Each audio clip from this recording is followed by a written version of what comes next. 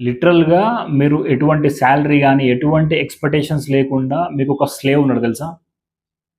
మీకోసం 24/7 వర్క్ చేస్తాడతను. ఎవరో తెలుసా? మీ సబ్‌కాన్షియస్ మైండ్. అర్థం కావట్లే కదా! ఒక సింపుల్ ఎగ్జాంపుల్‌తో చెప్తానండి. ఇప్పుడు ఒక షిప్ కెప్టెన్ నార్మల్‌గా అతని పనేంటి? డైరెక్షన్ చూసుకోవాలి. అట్ ద సేమ్ టైమ్ నార్మల్‌గా స్టాక్ ఎవ్రీథింగ్ మొత్తం చూసుకోవాలి. అండ్ ఆ షిప్ లోపల ఎవరైతే వర్కింగ్ మెన్ ఉంటారు కదా! వాళ్ళ పనేంటంటే ఈ కెప్టెన్ ఇచ్చే ఆర్డర్‌ని ఫాలో కావాలి. కెప్టెన్ లెఫ్ట్‌కెళ్ళమంటే వాళ్ళు దాని దగ్గర లెఫ్ట్‌కెళ్ళేలాగా మొత్తం ప్రిపేర్ చేస్తారు. రైట్‌కెళ్ళమంటే రైట్ ప్రిపేర్ చేస్తారు.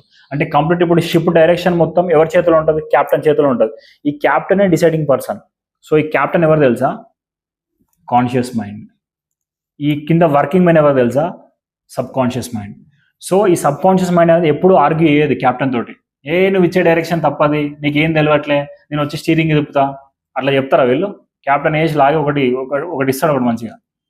ఎగ్జాక్ట్‌లీ ఇక్కడ మన లైఫ్‌లో కూడా ఏం జరుగుతుందంటే ఈ సబ్‌కాన్షియస్ మైండ్‌కి ఆర్గ్యూయింగ్ చేయడం గాని, కంప్లెయింట్ చేయడం గాని తెలీదు. కాన్షియస్ మైండ్ ఏదైతే చెప్తదో దీన్ని బ్లైండ్‌గా ఫాలో అవుతది.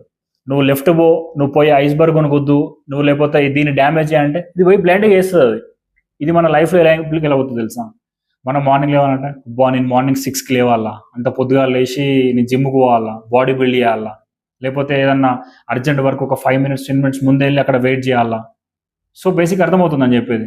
సో, కాబట్టి ఇక్కడ కాన్షియస్‌గా మీరు తీసుకునే డిసిషన్స్ అనేది అంటే లైక్ యాస్ ఎ కెప్టెన్‌గా మీరు ఎలా డిసైడ్ అవుతారో మీ కంప్లీట్ లైఫ్ మొత్తం అలాగే డిపెండ్ అవుతది.